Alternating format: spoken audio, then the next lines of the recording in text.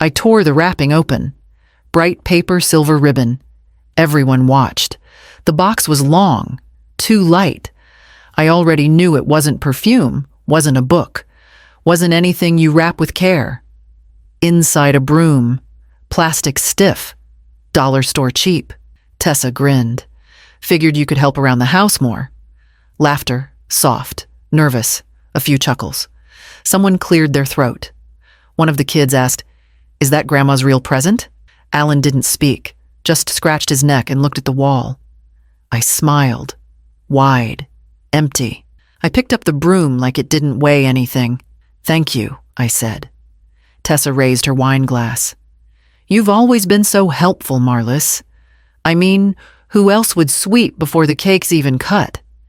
A few people laughed again, louder this time. Laughter works like that. It needs permission. Tessa gave it. My fingers curled tight around the broomstick. They moved on. Someone brought out the cupcakes. Red velvet, my favorite supposedly. I didn't eat one. Alan took a call halfway through the singing, said it was work. Tessa showed everyone the new stroller she ordered. Real leather trim, she said. Imported. Then added, had to use Marlis's Prime account. But hey, family perks, right? Everyone laughed again. Not even nervous this time. I stood there, holding a plate. Cake untouched. Broom leaning beside my chair like it belonged there. The party ended slow, like parties do when no one wants to be the first to leave. Tessa kissed my cheek before heading upstairs. Don't stay up too late. You get cranky when you're tired. Alan didn't say goodnight. Didn't even meet my eyes. I took the broom to my room. Closed the door. Didn't cry. Didn't shout. Just stood. I looked at the broom in my hand and thought, they really think I have nothing left. I laid it flat under the bed, right beside the locked metal box. Inside that box was paper. Legal paper. With my name. My husband's signature. A clause no one remembered except me. 12 years ago, they'd begged me to help buy this house. Said it was for family stability. Said I'd always have a place. I agreed. On one condition. One line in the contract buried deep. If the debt wasn't repaid in full within the term, the deed stayed in my name. They never paid it. Not once. I pressed the key between my fingers. Cold. Sharp. Real. In the mirror, my face looked older than it felt. Lines carved deep. But my eyes, they were awake. I made the bed. Stacked the cards I received. Folded the tissue paper Tessa dropped on the floor and left for me to clean. Then I opened my notebook. One word. One line. Start. And beneath it, I wrote, Find Ruth. The broom stayed under the bed.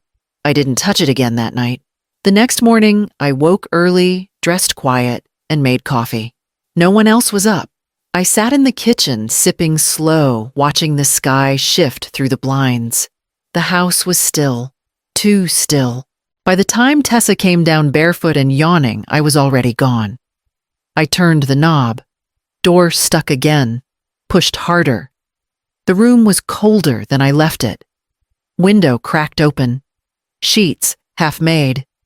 My lotion gone from the nightstand. I sat on the edge of the bed. Reached for my phone. No signal. Wi-Fi not connected.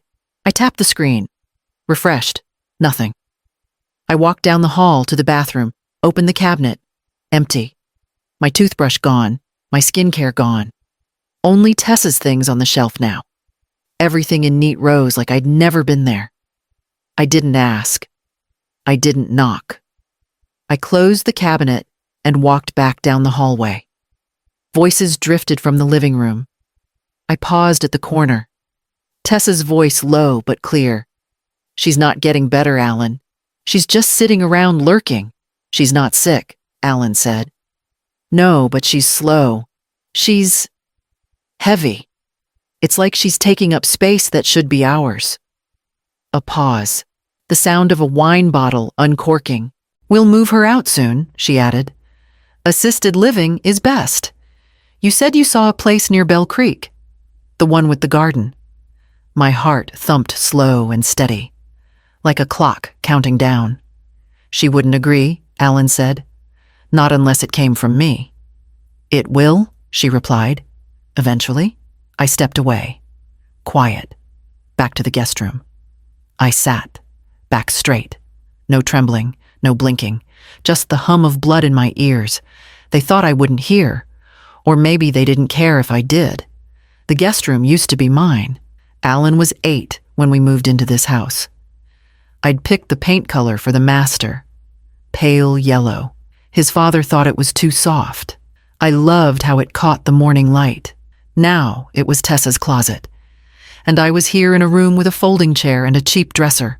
My name wasn't on the mailbox anymore, but the deed in my file box said otherwise. I opened the closet, pulled out the manila envelope, checked it again. Still dry. Still signed. Debt unpaid. Title untransferred. Power mine. I tucked it back under the stack. Pressed the flap tight. No one knocks on my door anymore. Not even the kids. Dinner that night was salmon. Tessa ordered in. Alan passed me a plate like I wasn't sitting 5 feet from the kitchen. I'm going to need your bathroom key, she said. We're changing the lock contractor's coming tomorrow. You can just use the hallway one. I nodded. Took another bite. Later, I slid the old house key off my ring and placed it in her hand. She looked surprised. Maybe she expected a fight. I didn't speak. I just watched her walk away. That night I brewed tea in the dark, listened to the floor creak above me, watched a spider thread itself across the sink. Then I went back to the closet, took out the old yellow notepad. Under Find Ruth, I wrote a new line recheck clause. Photocopy everything. Then I turned the page and began the next list. I stood behind the pantry door.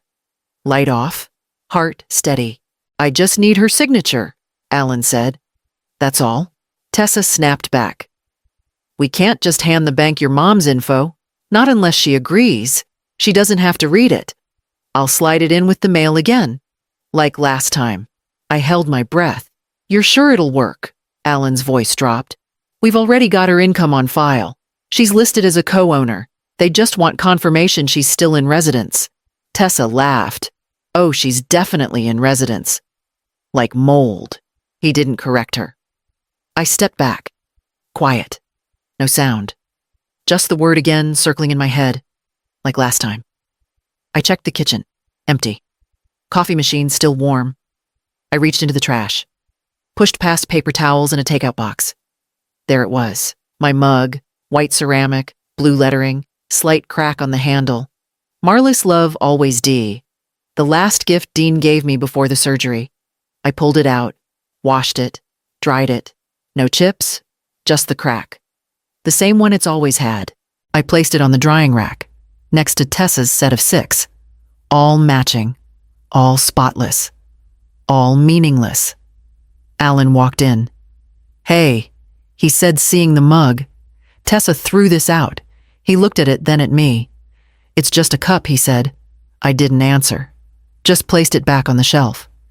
The next day they left a grocery list on the fridge. Bread, milk, eggs, Mom's name on the refinance. I copied it onto my own pad, line by line, then tore it off, folded it once, and slipped it into the yellow file. That afternoon I checked the mail. A thick envelope addressed to Alan with my name listed under co-applicant. I opened it. Page 3, a blank signature line marked M. Grant. I didn't sign. I didn't mention it. I made a copy and slid it into my box. Then I resealed the original and placed it back in the outgoing tray by the door. That evening, Tessa called from the kitchen. Marlise, did you use the last of the butter? I didn't answer. She walked into the room holding an empty wrapper. Alan followed. She probably forgot. Tessa laughed. Or she's hiding it. Old people hoard. It's a control thing. I stood and walked past them, opened the fridge, pulled out the new pack I'd placed there earlier, set it on the counter. Alan took it, said nothing. Later that night, I took out the notepad again. Under yesterday's entry, I wrote, "Keep copies of everything. Do not speak. Watch." Then beneath it, one more line. If they erase the small things, what's next? I closed the notebook and opened the closet. The broom was still there, still untouched, still waiting. So was I. I opened the group chat. New photo. Alan, Tessa, the girls. Matching sweaters. Back porch. My porch. Everyone smiling. Even the dog. I wasn't in it. I zoomed in. The corner of my arm still visible, cut at the edge of the frame. I remembered that moment standing beside the planter, holding a tray of lemonade. They'd asked me to step back. Said the lighting was better that way. Now I knew why. I didn't comment, just closed the app. At dinner, no one mentioned the photo. They talked about the upcoming school play. Autumn showcase. Lucy had a speaking role. I looked up. When is it? Tessa blinked. Oh, it's tonight. Alan cleared his throat. We didn't think you'd want to come. It's standing room only. I nodded. Tessa added, besides, it's mostly for parents. Lucy glanced at me. Quiet. Guilty. I'm not a parent, I said, wiping my mouth. Just the woman who paid for the music lessons. Tessa smiled like I'd made a joke. Alan didn't look up. They left without asking if I needed anything. I stayed at the table picking at my salad. The house was silent once the car pulled out. I opened my wallet, pulled out my savings card. Something felt wrong. I logged into the account. 3 new charges. Boutique candles. A spa booking. $320 gone. I opened the drawer, took out the last bank printout I'd filed. That charge hadn't been there yesterday. Tessa had my card number. 2 months ago, she asked to order a birthday gift on my behalf. I gave her the card. She never returned it. Said she'd written it down just in case. I clicked the lock card button. Requested a new one. The next morning, she knocked once and walked in. No greeting. Did you cancel your savings card? Yes. She narrowed her eyes. It declined this morning. I was at the salon. That's not my concern. You always said to treat it like family money. I've changed my mind. Alan came in halfway through. Looked between us, said nothing. I handed him a copy of the new charges. Highlighted. Dated. Printed that morning. He stared at it. She didn't mean he started. She did, I cut in. He folded the paper. We'll figure it out. But he never gave it back. That night I didn't cook. They brought home Thai. Ate on the couch. Didn't offer me a plate. I didn't ask. I boiled rice. Ate in the laundry room. Closed the door behind me. Afterward, I added a new page to the notebook, unauthorized spending. Left out of events. Cropped from photo. Underlined twice. Phase 1 complete. I flipped the notepad over, pulled out the file box, and counted the envelopes. 6 now. All sealed, all labeled, all dated. 1 for the lawyer, 1 for Ruth, 1 for the bank. 3 for what comes next. I placed them in the bottom drawer and stacked old towels on top. Then I changed into fresh clothes, found my house shoes, and stepped outside to the porch. The autumn wind had picked up. The porch light flickered, once then held. I sat on the swing mug in hand and watched the street. Half an hour later, the car pulled in. Tessa stepped out first, laughing, scrolling her phone. Alan followed. Neither of them looked at me. I sipped slowly and waited for the mail to arrive. I pried the key loose from the hook behind the boiler. Rusty. Still cold. The garage was quiet. Oil stains on the floor, boxes stacked to the ceiling. I moved slow. Careful. No light except the one bulb above the fuse box. The filing cabinet was in the far corner. Old green metal. Bottom drawer stuck as always. I yanked once, twice. It opened with a groan. Dust. Yellow folders. Manuals from the stove we replaced a decade ago. Warranties. Utility bills from 2012. And then beneath a binder full of tax returns, I found it. A slim folder marked House. temp agreement. My hands stopped shaking the moment I opened it. First page, purchase contract. Second addendum. Third notarized clause. Dean's signature. Mine. Alan's. Tessa's. I read the clause 3 times. In the event that full repayment is not completed by the end of year 10, ownership shall revert in full to the original lender, Marlis D. Grant. Property rights, including title and possession, to be enforced without contest. They never repaid it. Not the down payment. Not the 3 years of coverage when Alan lost his job. Not the HOA fees. I'd paid every last cent. Quietly. Monthly. Without a receipt. Tessa once said, "You're like a ghost with a checkbook." She laughed when she said it. I slid the papers into a fresh manila envelope. Taped it shut. Labeled it in small, clear letters. Clause 4C. Enforceable 12 years. Valid. Signed.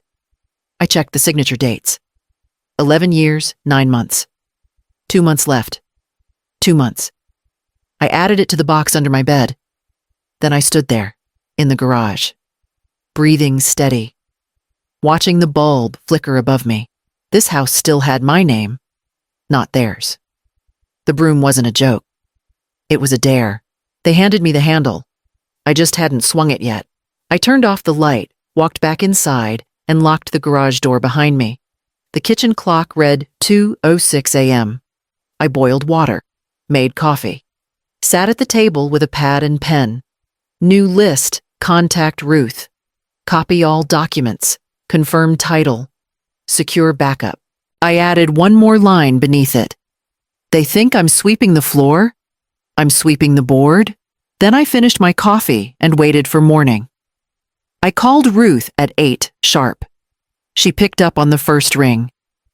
"It's early," she said, voice gravelly. "I need to meet. Bring coffee," she added, then hung up. I drove in silence. One folder on the passenger seat. The manila one. My name on the tab.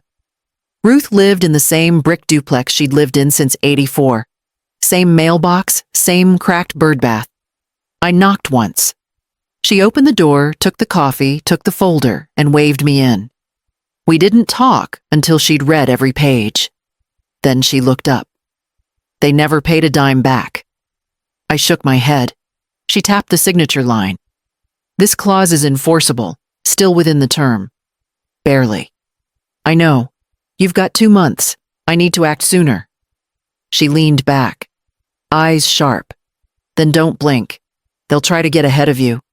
Tessa's already using my card. Alan's trying to get me to sign loan papers. She's not subtle. She thinks I'm stupid." Ruth sipped her coffee. "She doesn't think at all. She moves like she already owns the place. She almost does." Ruth shook her head. "She doesn't own it, Marlis." "You do." We sat in silence. Then she asked, "You want to go loud?" "Not yet." "You want a lawyer?" "Soon." She reached for a pen, scribbled a name and number. "This woman's fast, quiet, brutal. I trust her." I folded the note and slid it into my pocket. "You waited long enough," Ruth said. "No one gets to steal your house with a smirk and a brunch menu." I drove back slow. When I walked in, Alan was in the kitchen, hunched over his laptop. He looked up surprised. "You've been out, I have?" He nodded, then looked back down. "Work's been intense lately." "Pressure." He nodded again. "Deadlines. The economy's nuts." I said nothing. He didn't ask where I'd been, didn't ask what I had in my hands. He just scrolled his screen and asked, "Did you see the paper towels?" "We're out again." Tessa passed behind him, phone in hand, talking loud. I told her that room needs to be cleared by November. It's just sitting there, dead space. Alan didn't correct her. I stood in the doorway, still, watching. Later I folded laundry and found my blouse in Tessa's donation bag.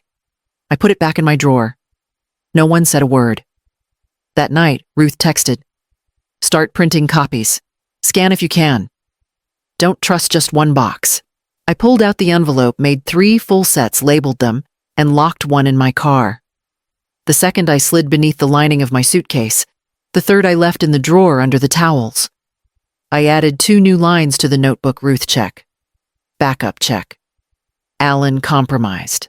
Then I underlined 1 sentence. Twice sides have been chosen, and beneath it, in smaller letters, so has mine. I poured coffee. Set the mugs out. Folded napkins. Tessa had invited 6 women for brunch. Neighbors, PTA types, loud tan full of plans. I stayed in the background as usual. They talked about kitchen remodels, school fundraisers, Pilates instructors with cult followings. Then Tessa clinked her glass. We're finally converting the guest room. Someone asked, to what home office, she said. It's just wasted space right now. Dead square footage. Laughter. I stood by the sink, hand wrapped around the kettle. Still. Alan added, we've been meaning to downsize anyway. Tessa laughed. We could probably Airbnb the room and pay off half the mortgage? No one looked at me. I refilled mugs, cleared plates, smiled. Lucy wandered into the kitchen an hour later, hair still damp from her shower, tablet under her arm. She opened the fridge, stared at it too long, then asked, why don't you just go live with the old people? My hands paused on the dish towel. What do you mean? I asked. Mom says your room's going to be an office, so if you're not going to work in there, you should move. I nodded once. And where would I go? She shrugged. The place with the garden. The one for old people. It's got smoothies. She walked off, tablet, glowing feet bare on the tile. I stood there, towel wet, hands still. Later that day, Tessa boxed up the books from the shelf beside my bed. We're decluttering, she said. Minimalism is healthy. She didn't ask which ones I wanted to keep. I took them back after she left the room, put them under the bed. That night, Alan stood at my door. Can we talk? He asked. I nodded. He stepped inside, glanced at the room like he was already measuring its square footage. Tessa's got a vision, he started. Work from home setup. It'll help us financially. She wants my room. It's not like that. It's exactly like that. He rubbed his eyes. You'd still be here. Just, maybe we rearrange. Create better flow. I'm not furniture. I didn't say that. No. But you're treating me like I'm in the way. He didn't respond. I gave you this house, I said. You helped? I gave you this house. He looked down.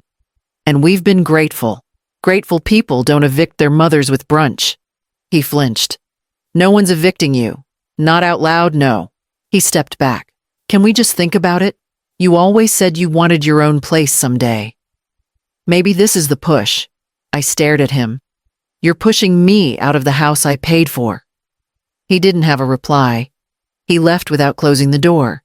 I sat on the bed, reached under it, touched the box. Still there. Still mine.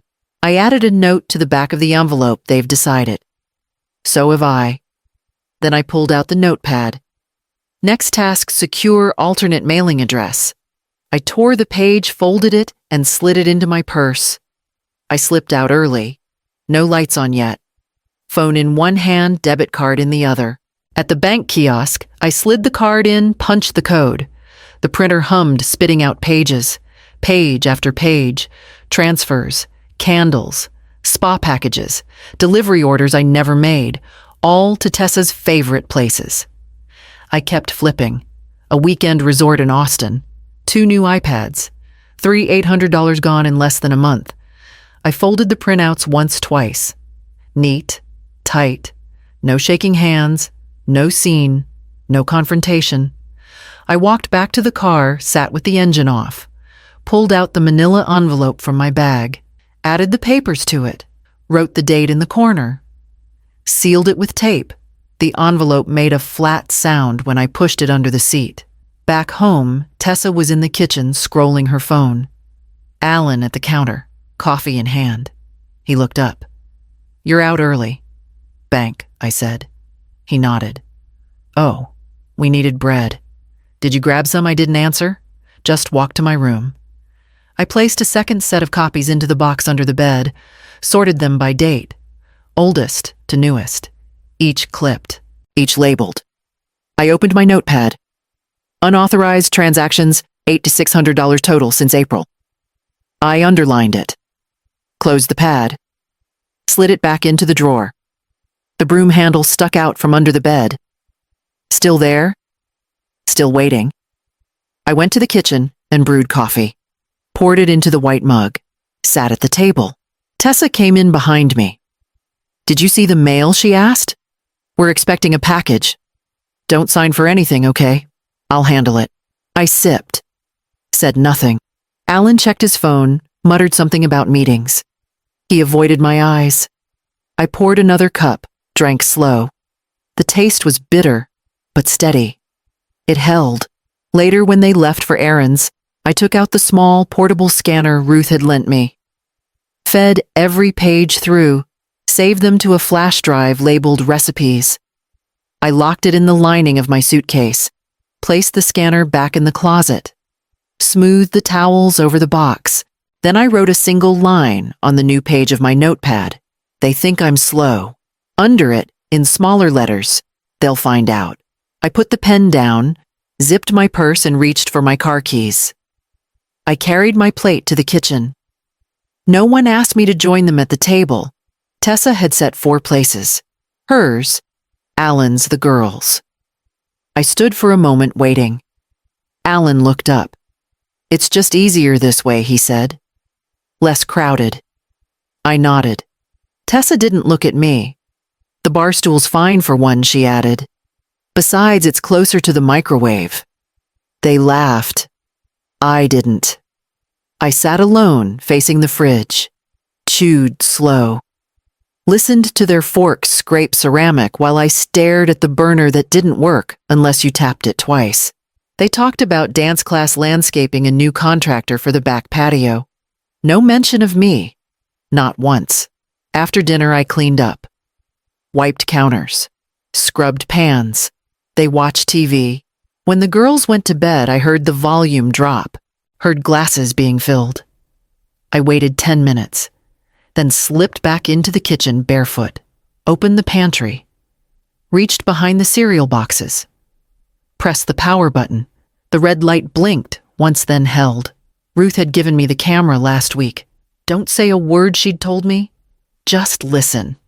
It was small, motion activated. No Wi-Fi needed. I left it propped behind a row of canned soup. The next morning, I made coffee, packed a sandwich, and took a walk to the mailbox.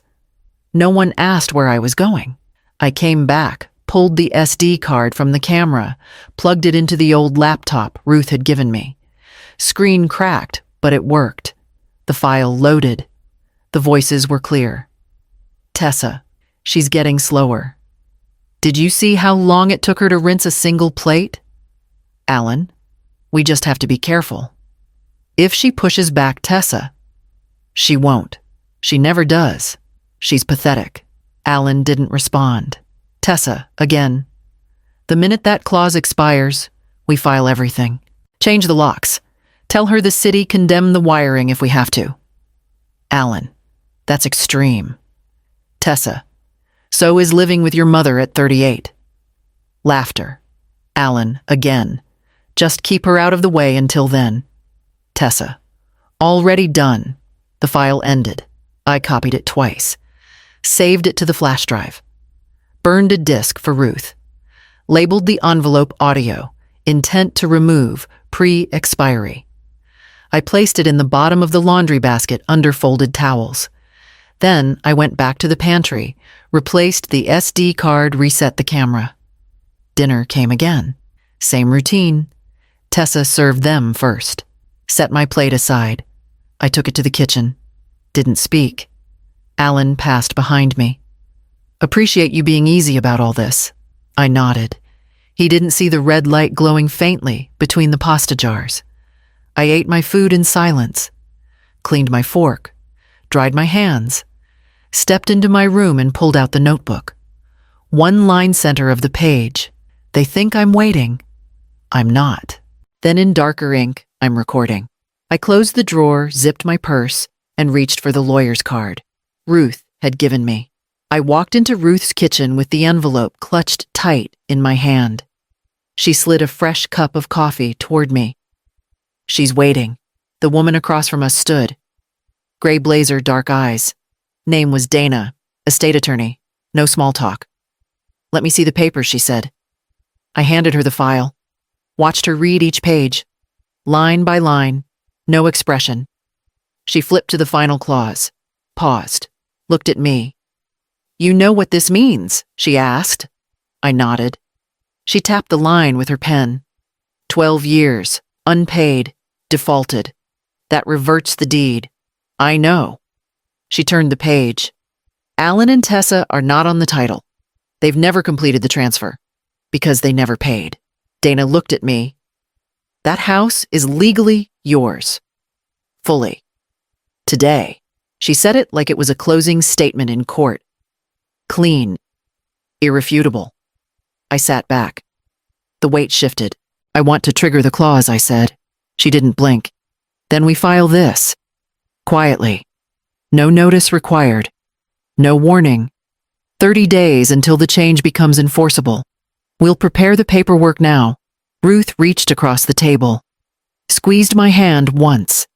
I need to stay in the house, I said. Let them think nothing's changed. Dana nodded. We'll register everything under a private mailing address. Ruth already provided one. I signed. Steady hand, full name, no hesitation. 3 signatures, 2 witnesses. 1 copy for the file, 1 for the lawyer, 1 for me. She slid a new envelope across the table. Here's the updated deed. Uncontested active sealed. I took it. Felt the heft. The paper was thick, heavy. Dana packed up. Ruth walked her out. I stayed in the chair staring at the edge of the document sticking out of the envelope. 12 years ago, I gave them a house. Today, I took it back. I stood, folded the deed, tucked it into the bottom of my bag beneath a scarf and an umbrella no one had touched in years. Then I walked to my car, started the engine, drove home. Tessa was in the driveway, yoga mat under her arm. She waved. Where have you been, Aarons? She tilted her head. You missed the contractor. He came by to measure the guest room. I unlocked the door. That's not his room to measure. She laughed. What? Nothing. She followed me inside, still laughing. Alan was in the kitchen, pacing. We've got 2 weeks until that refi closes. I need your signature on one of the forms. I looked at him. I'll think about it. He raised a brow. It's not a big deal. It is to me. I stepped past them. Both walked to my room and closed the door. Pulled out the deed, set it next to the notepad. Under last night's note, I wrote filed, signed, activated. Then in the corner of the page, I own the door, the locks, the roof, the rules. I placed the deed inside the file box, sealed it with fresh tape. Then I picked up the broom from under the bed. I stood with it for a long time. And I waited. I signed the lease with cash. No questions. No names beyond the minimum. 5 by 10 climate controlled. Just off the freeway behind an auto shop. Gate code, lock included. The woman at the desk smiled too much. I smiled less. Next morning I packed early. Quiet. Alan and Tessa were still asleep. I wrapped photo frames in old towels, slid them into the tote. Jewelry box, passport, deed copy, wedding album. I left the bookshelf looking full, rearranged it so nothing looked missing, took half the towels, left the others folded to fill space, 1 trip at a time, 2 bags per run. By noon, the unit was half full. I bought a second phone, burner, cash only, number unlisted. Programmed only 2 contacts, Ruth and Dana. I charged it in my car, hid it under the driver's seat. Back home, Tessa was in the kitchen, baking. Flour everywhere. She looked up. You're out a lot lately. Getting steps in, I said. She laughed like it was charming. Good for your heart. Alan walked in. Did you see my headphones? I didn't answer. He added, "We might have a realtor stop by soon. No rush, just thinking ahead." I stirred sugar into my coffee. Said nothing. Later that night, I pulled the burner phone from the car. Texted Ruth. Unit secured. Items moved. Backup active. She responded. Phase 2 started. Quiet is good. I added the text thread to my folder, printed the last 3 messages on her portable printer, slipped them into the envelope marked Communications Log. I made another trip the next morning. Slipped the flash drive from the pantry camera into a zipper pouch. Taped it shut. Labeled it with the date. Dropped it into the locked bin at the back of the unit. 3 more photos. 1 letter from Dean, my father's watch, my name still scratched on the inside band. That night, Alan knocked on my door. "You okay?" I nodded. "Always. You've been quiet. So have you." He hesitated. "Tessa thinks you're mad." "I'm not mad." He shifted. "We just want the house to work for everyone." I didn't blink. It already does. He stood there for a second too long, then walked off. I folded the last sweater, packed it in the duffel I kept behind the chair, carried it to the trunk, drove to the unit, slid the lock shut, spun the dial 3 times. Everything important was already gone. I drove home slow, windows down, wind sharp.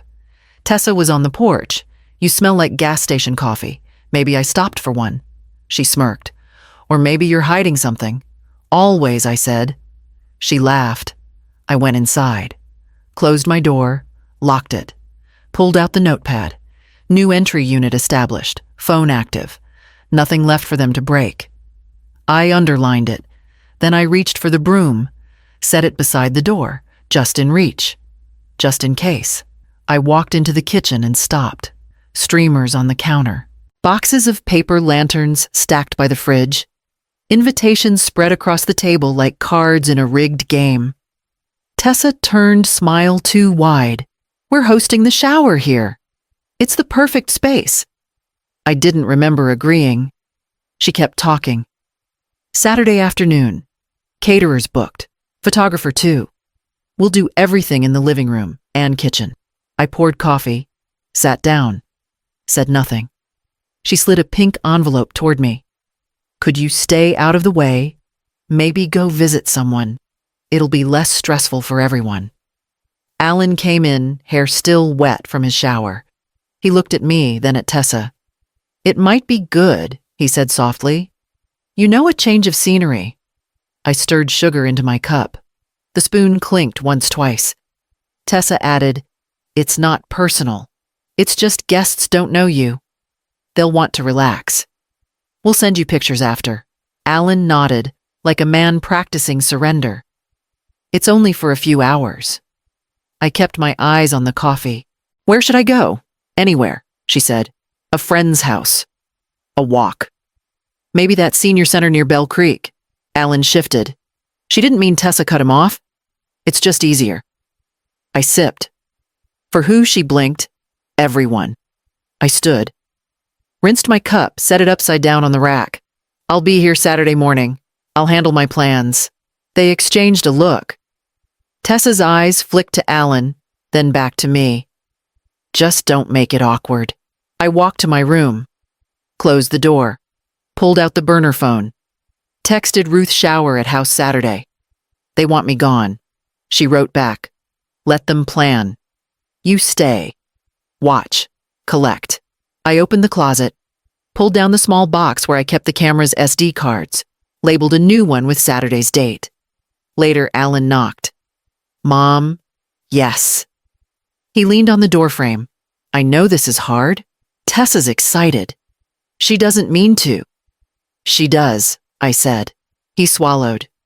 "We just want the day to go smoothly. Then don't lie to me." He dropped his gaze. "I'm trying." I closed the notebook I'd been writing in. "Try harder." He left without closing the door. That night, I walked through the living room, measured the angles, checked outlets, noted where the food tables would go, where people would stand, where a hidden camera could see everything. I drew a small diagram on a sheet of paper, marked an X near the cabinet, another by the hallway, folded it into my pocket. Saturday would be their celebration. It would also be mine. I packed the flash drive into my purse, checked the spare batteries, wrote one line in the notepad. Under the date, they erased me again. This time, I'm keeping the imprint. I tucked the pen back into the spiral, sealed the bag, and placed it under my pillow, already picturing the living room full of strangers and my own quiet presence behind the curtain. I opened the door to a man holding a clipboard. Delivery for Marlis Grant. I nodded. That's me. He gestured toward the truck. Patio set. Paid in full. Just need a signature. I took the pen. Signed clean. No questions. He and another man unloaded the boxes. Wicker chairs, a long table, matching umbrella still wrapped in plastic. Tessa came out 30 minutes later, eyes wide.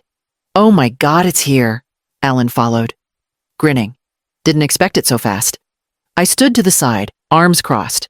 You ordered this, Tessa laughed. It was on sale. Gorgeous, right? We used your Prime account. Easier that way. $4.600 easier. Her smile dipped. Well, we figured you'd be using it too. Alan jumped in. It's for everyone, and it's under your name, so technically, it's your set. I walked back inside. Quiet. Steady. In my room, I pulled out the receipt the delivery guy had handed me, folded neatly at the bottom, charged to card ending in 4423. Mine. I laid it flat on the desk, took a photo, printed it, scanned it to PDF, opened the burner phone, texted Dana. Unauthorized purchase $4,600, receipt attached. Client unaware, no consent. Sent the scan, no delay. Response came 5 minutes later. Received. Adding to file. Building toward breach. Keep collecting. I faxed a second copy from the corner store that afternoon, sent it under a different name, no return address. That evening, Alan and Tessa held drinks in their new chairs. Music low, laughing. Tessa kicked off her shoes, stretched out, said, "This is what we've been missing." Alan clinked his glass against hers. Worth every penny. They toasted again. Didn't look at me once. I sat inside, blinds open just enough to see the back patio. Wrote 3 words in the notebook. Signed, tracked, filed. Then I flipped the page and drew a line straight down the center. On one side, I wrote, my card, my name, my house. On the other, their lies, their debt, their time. I closed the notebook, turned off the light, watched their celebration fade into silhouettes. They thought I had signed away power.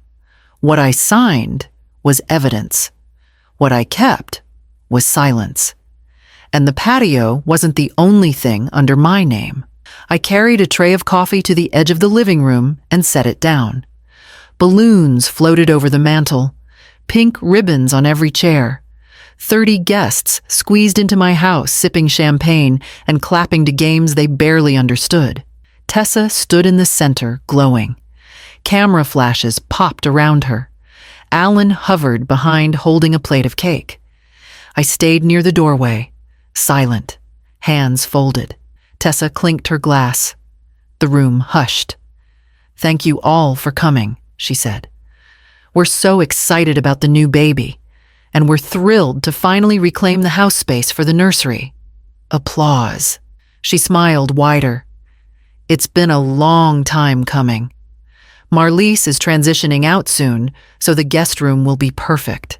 No one looked at me. Not one. I nodded once, set the tray on the counter, poured myself a cup. Tessa added, "We'll have everything redecorated before the baby arrives. Fresh paint, new carpet, a real family home." Someone said, "How lovely." Alan didn't correct her. I sipped my coffee. Slow, steady. They played another game. Guess the baby's weight. Pin a diaper on a doll. The noise blurred. My eyes stayed clear. I walked to the pantry, opened the door a crack. The red light blinked once. Recording. In the living room, Tessa was laughing. She'll be so much happier somewhere with people her own age, she told a woman I didn't know. We're thinking of that place in Bell Creek with the garden. She can make friends there. The woman nodded. How considerate. I closed the door quietly, returned to the kitchen. Ruth's text buzzed on the burner phone in my pocket. Got the facts. All evidence in place. Timing perfect. I slid it back into my apron, picked up a tray of cookies, walked through the crowd offering one to each guest, smiled, said nothing. Tessa took one without looking at me. Thanks, Mom, she said to Alan. Everyone laughed at her slip. Alan blushed. That's my mother, he muttered. She's been like a second mom to me, Tessa said loudly, but it's time for her to enjoy her own life. More nods, more polite smiles. I placed the empty tray on the counter, washed my hands, dried them on the towel I kept hidden under the sink. The noise in the living room rose again. Music, laughter, the sharp sound of a cork popping. I turned to the window. Outside, the new patio set sat under the umbrella, gleaming in the winter sun. Paid for, documented, filed. Alan appeared behind me. Mom, you okay? Always. He hesitated. She didn't mean it that way. She meant it exactly that way. He didn't argue. I reached for the notebook under the counter, flipped to the next page. Wrote one line. The last humiliation logged, then added another countdown engaged. I closed the cover, slid it back into the drawer. From the living room came Tessa's voice again, bright and sharp. Next week, we start moving boxes. I rinsed my cup, placed it upside down on the rack, and turned toward the hall. I woke before dawn, brewed coffee, opened the blinds just enough to see the driveway. The house felt lighter, as if the walls had shifted in the night. At 6, I heard Tessa's car door slam. Keys jingling, her voice rising. The front knob rattled once, twice. Metal scraping metal. She tried again. Harder. The deadbolt stayed still. Her voice cracked. Alan. The key won't turn. He came up behind her. Tried his set. Same result. I sat at the kitchen table, mug warm between my hands, steam rising. Tessa knocked. Marlis. What's going on? I didn't answer. Another knock. Louder. Open the door. Alan's voice now. Mom. The locks jammed. I sipped. Waited. Tessa's tone changed. What is this? Some kind of joke. Alan bent to read the paper taped at eye level. Premises reclaimed under Clause 4C. Contact legal counsel. Silence followed. A long one. Then her scream tore it. You can't do this. I stood, walked to the entryway, stayed behind the glass. She saw me through it. Coffee still in my hand. Open this door, she hissed. I looked at Alan, his face pale, his lips parted, but no sound came out. Neighbors began drifting out. A dog walker slowed. The man across the street leaned on his mailbox. 2 women with strollers paused mid-step. Phones raised. Curious eyes. Tessa turned on Alan. You said she'd never. I didn't know, he muttered. You promised I cracked the door 2 inches enough to speak through, but not enough to let them in. Clause 4C, I said. Calm. 30 days. Tessa's jaw dropped. You planned this, I didn't answer. Closed the door. Turned the lock again. Alan banged once, then stopped. Mom, we can talk, I'm always here, I said through the wood, but not like before. I walked back to the kitchen. Sat down, placed the mug in front of me. Outside, their voices tangled with the hum of morning traffic. Tessa's sobs. Alan's muttering. Neighbors whispering. The sound of someone dialing. Inside, only the tick of the clock. I opened the notebook. Wrote a new heading. Lockout executed. Witnesses present. Under it another line. Evidence complete. Phase 3. I underlined it twice. Closed the cover. Outside, Tessa's voice rose again. You'll regret this. I lifted the mug. Drank slow. On the counter sat the second phone screen. dark ready. I picked it up, scrolled to Dana's number and pressed call as the pounding on the door faded into the background. Alan called 6 times. I didn't answer. He left 2 voicemails. The first full of confusion. The second, anger. After everything we did for you, he snapped. This is how you pay us back. I deleted both. No reply. Tessa posted a photo that afternoon. Her suitcase by the curb, cropped just enough to hide the front of the house. Caption: thrown out by family, pregnant and homeless. Pray for us. The comments poured in. Sympathy, outrage, friends I didn't know tagging one another, people offering guest rooms, Venmo donations. I didn't reply. That night, the burner phone buzzed once. Dana. Email sent. Enforceable terms stated. Reconciliation is welcome. So is departure. I opened the message. Short, precise, final. The subject line read, Notice of Enforcement Clause 4C. House at 2810 Wexley Drive, below it the full copy of the clause. Attached scans of receipts, recordings, bank statements, notarized dates. Everything we'd collected, bound together, admissible, ready. I forwarded a copy to Ruth. Marked it. Complete. The wind picked up outside. Tessa's voice echoed faintly from the driveway, then stopped. Alan called again. I let it ring. A few minutes later, an email arrived in my personal inbox. Subject: We can talk. 3 words. No punctuation. I closed it. At midnight, another knock. 2 soft taps. Then retreating footsteps. I waited. Made sure the door stayed locked. I slept with the burner phone on the nightstand. Notebook open beside it. Next morning, I made eggs. Toast. Ate at the table while the sun cut across the kitchen floor. They were still outside. Not gone, just quiet now. No shouting. No threats. Alan's car disappeared before noon. Tessa stayed behind, sitting on the lawn chair, scrolling. The patio set she'd ordered with my card. I watched through the window. She cried again, wiped her eyes, posted something new. Her voice never rose above a whisper.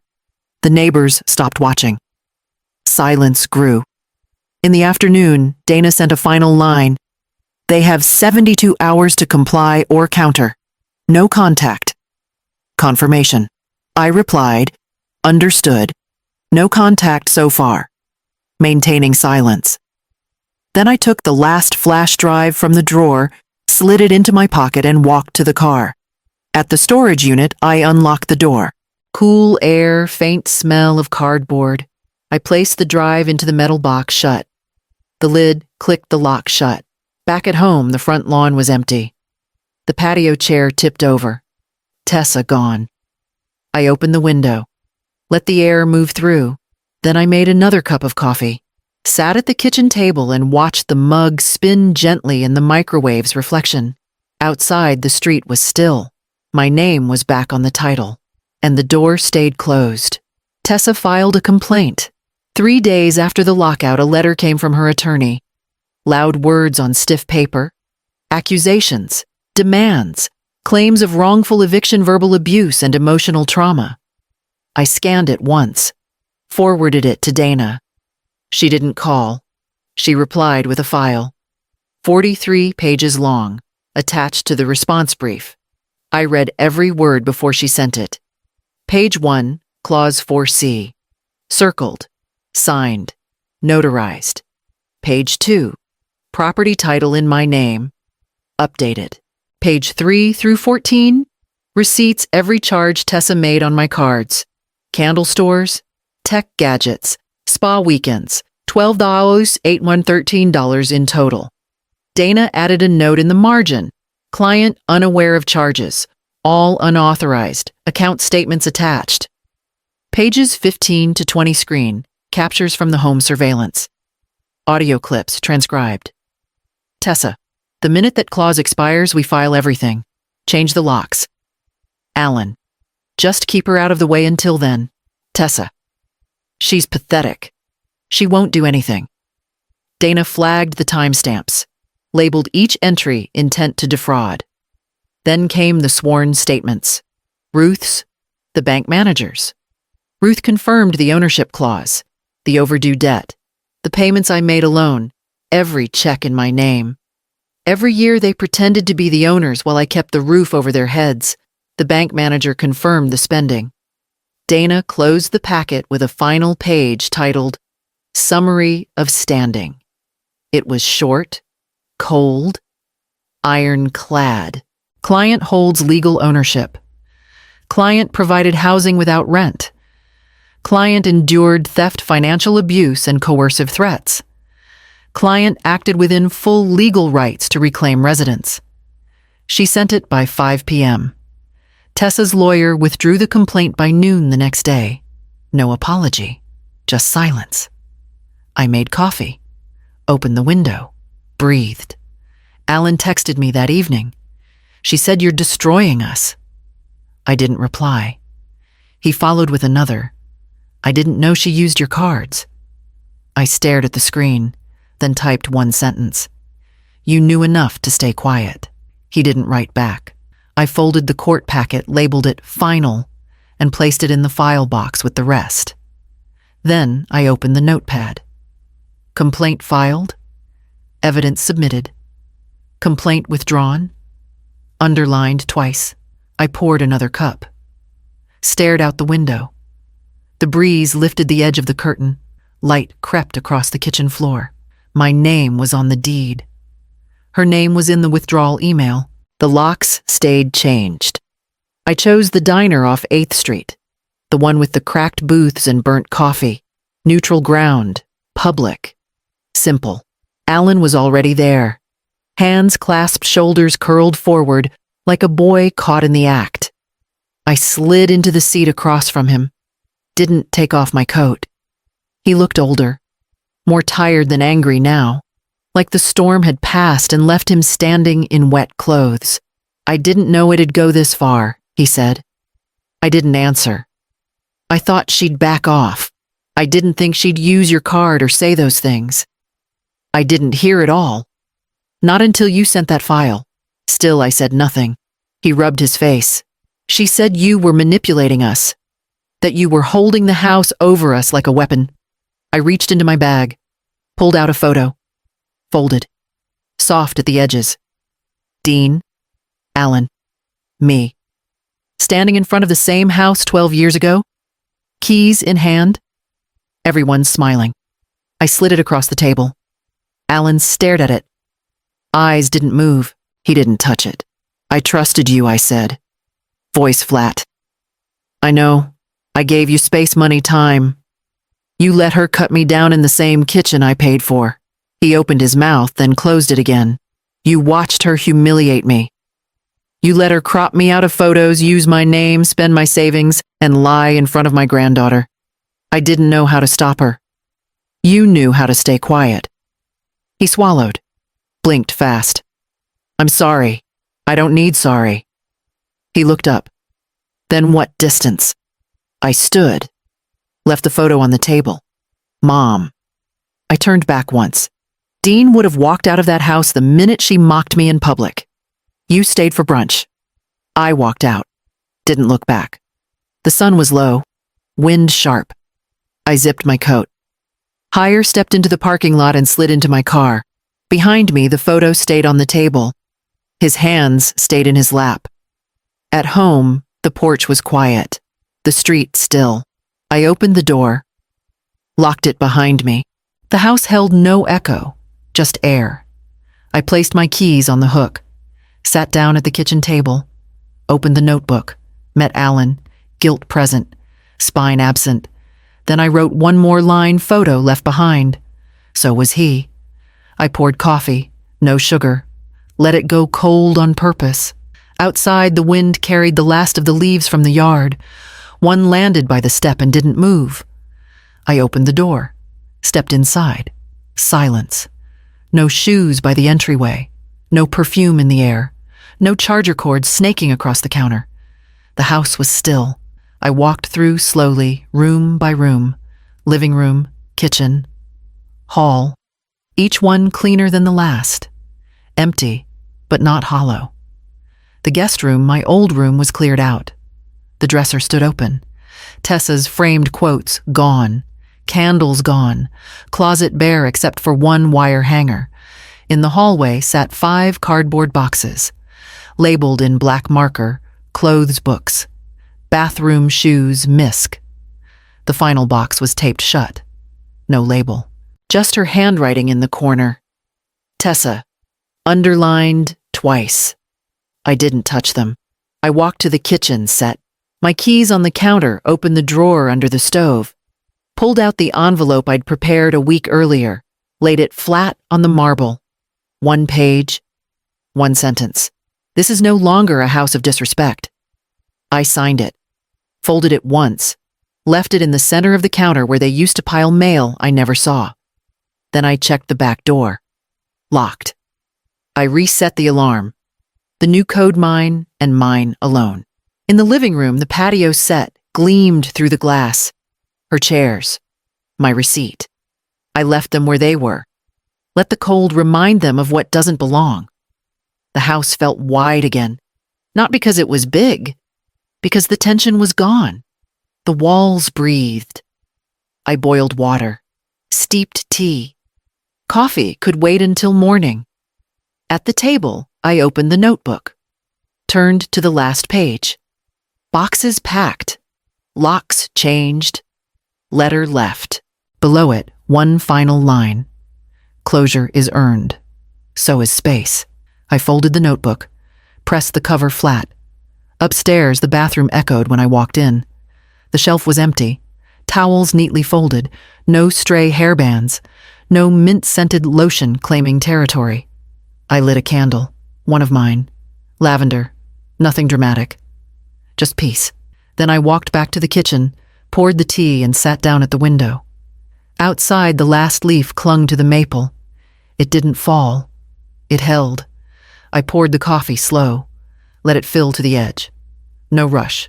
No voices behind me. No demands wrapped in fake kindness. Just steam rising in the quiet. I sat down at the table. Same spot. Same chair. The one they never used. The white mug waited.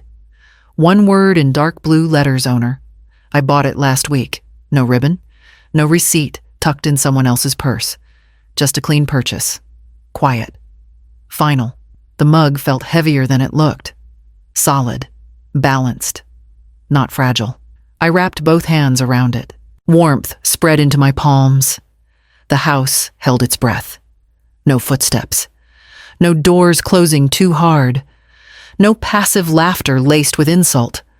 Only the hum of the refrigerator, the breeze through the open window, the faint creak of the porch swing outside, untouched.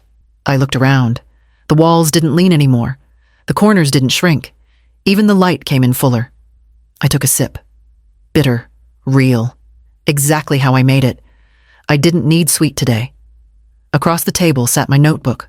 Closed now. Finished. Every page filled. No lines left. I didn't reach for it. I didn't need to. The broom leaned against the corner, untouched. Not a weapon, not a joke. Just what it was. The phone stayed silent. No more calls.